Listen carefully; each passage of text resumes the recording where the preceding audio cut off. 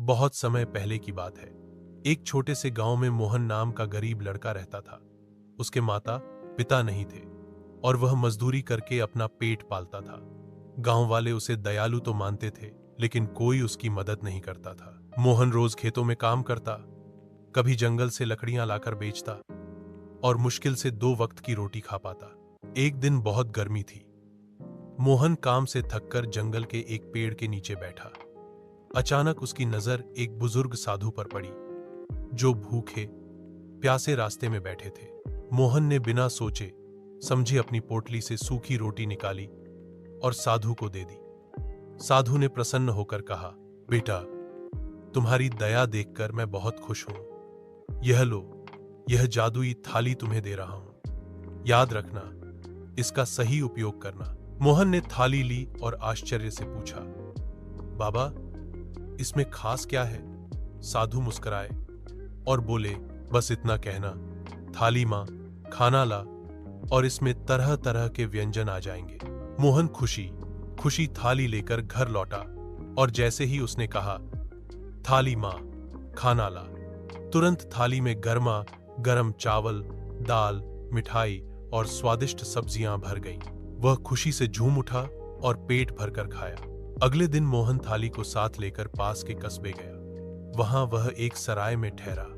रात में उसने थाली से खाना मांगा और पूरी थाली स्वादिष्ट भोजन से भर गई। यह देख सराय वाला लालच में आ गया। उसने सोचा, अगर यह थाली मेरे पास हो जाए तो मुझे कभी खाना बनाने की जरूरत नहीं पड़ेगी। रात को जब मोहन गहरी नींद में सो गया तो सराय वाले ने चोरी छिपे थाली बदल दी और एक साधारण थाली रख दी। सुबह मोहन को कुछ पता ही नहीं चला और वह वही नकली थाली लेकर गांव लौट आया। जब उसने गांव में अपने दोस्तों और बच्चों को बुलाया और गर्व से कहा, देखो मेरी जादुई थाली कैसी है, सबको स्वादिष्ट खाना मिलेगा। उसने कहा, थाली मां, खाना ला, पर थाली खाली ही रही। लोग हंसने लगे और कहने लगे, मोहन पागल हो गया है। मोहन उदास हो गया। मोहन फिर उसी जंगल में गया और साधु को सब कुछ बताया। साधु ने मुस्कुराकर कहा, चिंता मत करो बेटा, अब की बार मैं तुम्हें एक जादुई डंडा देता हूं। यह डंडा तुम्हारी रक्षा करेगा। बस कहना, डंडा, नाच, और यह चोरों को सबक सिखा देगा। मोहन डंडा लेकर सराय पहुंचा।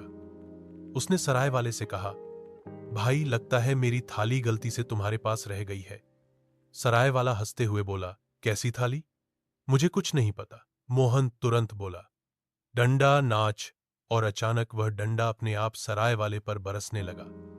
वह भागने लगा, माफी मांगने लगा और अंत में असली जादुई थाली वापस कर दी। मोहन दोनों चीजें लेकर गांव लौटा, जादुई थाली और जादुई डंडा। अब वह रोज गांव के बच्चों, बुजुर्गों और गरीबों को स्वादिष्ट भोजन खिलाता। सीख, लालच और धोखा हमेशा हारते हैं। दया और ईमानदारी से किया गया काम ही अंत में जीतता है।